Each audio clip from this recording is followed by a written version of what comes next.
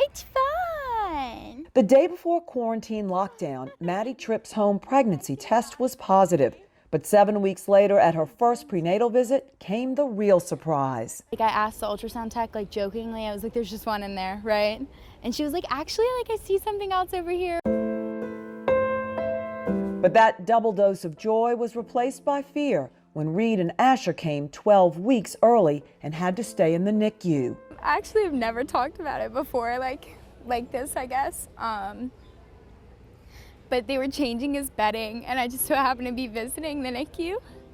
And I got to, like, hold him in his little, like, wrap-up. Asher needed a heart procedure. They both needed blood transfusions to survive. The fact that he had to have 3 blood transfusions, you know, to save his life, definitely the reason that we're here today.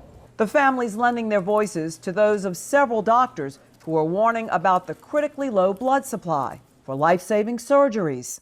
The situation has gotten extremely critical at Tulane and the other hospitals that I cover, so much so that we've had to do some postponing of organ transplantations. For car wrecks and victims of violence. We have been giving out more blood for the last 3 or 4 months than we ever had before. For sickle cell anemia patients. They need blood transfusions. A lot of blood transfusions. And if we can't do that for the folks that are hurting most in our community, then what kind of community are we? For babies and children with cancer. There are some days when I walk in, I have 2 or 3 units left for these children, and it can be very dire situations. For people finally getting the elective surgery they postponed because of COVID. The possibility of a real blood shortage would be absolutely devastating if we allowed that to continue. We're asking and begging people to please go. Who's this?